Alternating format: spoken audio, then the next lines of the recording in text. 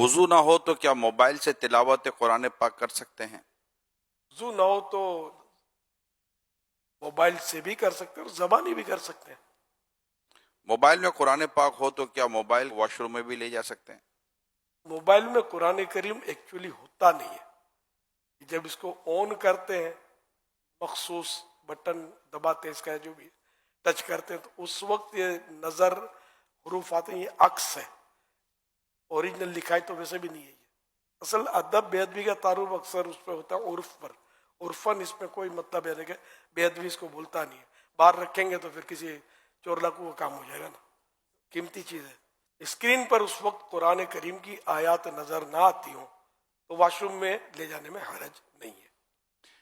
Late کر تلاوت قرآن کر سکتے ہیں؟ پاؤں سمیٹ کر سکتے ہیں. بے وضو کیا زبانی تلاوت قرآن کر سکتے ہیں؟ کر سکتے ہیں.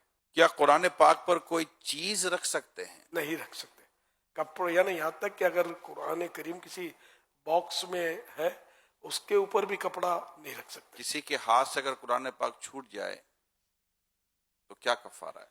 کوئی کفارہ نہیں ہے، کیونکہ جان بوجھ کر مسلمان ایسا کر نہیں سکتا. نعوذ باللہ کسی نے حقارت کے ساتھ قرآن شریف زمین پر دے مارا، وہ تو کافر ہو جائے.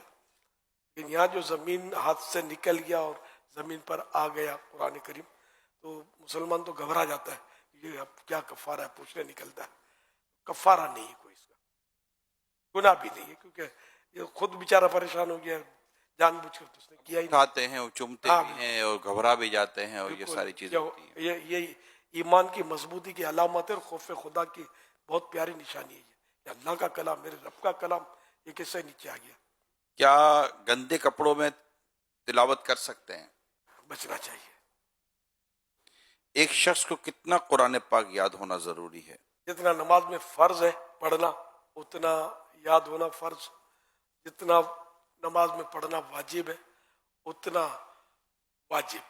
تلاوت قرآن کے لیے کم از کم کتنے تلفظ کی ادائیگی کا لحاظ ضروری ہے؟ یہ تلفظ ہے کتنے حروف کی ادائیگی کا لحاظ؟ دوسرے حرف سے یہ ممتاز ہو جائے، نمایاں ہو جائے، یہ لکھا ہوا ہے. لیکن یہ کہ جو قاریوں نے حرف کی صورتیں بیان فرمائی ہیں، اس طرح نکالنے کی ہر ایک کو کوشش کرنی چاہیے، یعنی کہ اتنا قرآن درست ہو کہ جس کے بارے میں ما یجوز بہ الصلاۃ، جس سے نماز درست ہو سکے.